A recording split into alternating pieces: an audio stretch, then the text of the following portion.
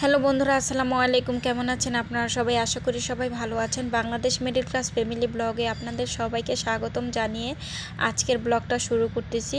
মানে এই ব্লগটা আমি তৃতীয় রমজানে করে রেখেছিলাম। এটা তৃতীয় রমজানের ব্লগ। আর এই ব্লগটা হলো আমি ইফতারের কি আয়োজন করতেছি, কিভাবে করতেছি, এই কাজগুলোই আপনাদের সাথে শেয়ার করব।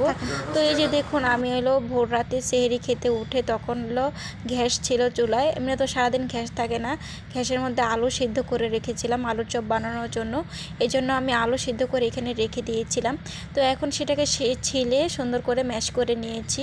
আর এই যে দেখুন, একটা টিপস শিখিয়ে দিচ্ছি। এখানে আমি বক্স ভরে পেঁয়াজ কুচি করে রেখে এইভাবে লেবুর কেউ করে দিয়ে নর্মালি সাপ্তাহিক জুড়ে খাওয়া যায়। আর এই পেঁয়াজ কোনো কিছুই হয় না, একদম নর্মালি পেঁয়াজের মতনই খাওয়া যায়। তো এই যে দেখুন, কথা বলতে বলতে আমি এখানে সব কিছু জোগাড় করে নিয়েছি। আলুগুলোকে চপের মতন করে নিয়েছি সমস্ত মশলা দিয়ে।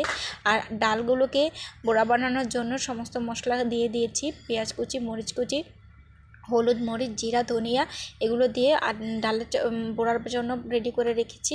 আর এখানে আলুর চপ বানানোর জন্য, বেগুনি বানানোর জন্য বেসন বানিয়ে নিচ্ছি, বেসনের গোলা। তো এরপর এগুলো করার পরে আবার করে নিচ্ছি এখানে শরবত। আজকে এমনি প্রতিদিন তো এখন তো তিন রোজা পর্যন্ত আর কি, 3 রোজার ব্লগটা আপনাদের সাথে শেয়ার করেছি। এতদিন ট্যাং খেয়েছি, আজকে একটু লেবুর শরবত বানাচ্ছি। তো এই যে ট্যাঙে লেবুর শরবতের পাশাপাশি একটু মাঠাও কিনে এনেছিলাম, সেই মাঠাটাকেও খাবো আর কি ইফতারের সময়। আর এই যে দেখুন, রমজানে ইফতারের সময় তো ফ্রুট লাগেই, এই জন্য ফ্রুট কেটে নিচ্ছি। আর ফ্রুটের মধ্যে মালটা এবং আপেল আর খেজুর, এই ফ্রুট। আর তারপর দেখুন, আমি চুলার মধ্যে আস্তে আস্তে ভাজা পোড়া শুরু করতেছি। তো আমি হলো, আমাদের তো গ্যাস থাকলে গ্যাসে কিছু কাজ এগিয়ে রাখি। আর গ্যাস থাকে না বলেই রোজার আগে অনেক কিছু ফ্রোজেন করে রেখেছিলাম, যার কারণে এই যে ঝামেলাটা করতে হয় না। কারেন্টটা অনেক সময় ভাজার কারণে অনেক বিল উঠে, যার কারণে কারেন্টটাও বেশি করি না। তো এই জন্য সব কিছু আগে মানে কাজগুলো সমস্ত কিছু এগিয়ে রাখি ফ্রোজেন করে। এই যে এখন হলো দেখুন, একে ভাজাভাজি করছে। এই যে বেগুনি ভেজে উঠালাম, এখন আলুর চপগুলো ভাজছি। তো আলুর চপগুলো একদম মুচমুচ করে ভেজে উঠাবো গরম গরম। তো এইভাবে করে আর কি, মানুষ তো 2 জন, বেশি একটা ইফতার খাওয়া হয় না। একদিন ইফতার বানালে দেখি কি রয়ে যায়, তখন আমরা বক্সে করে রেখে দিই, পরের দিন ওটা আবার গরম করে মুড়ি মাখা করে খাই। তো এইভাবে করে আর কি চলে।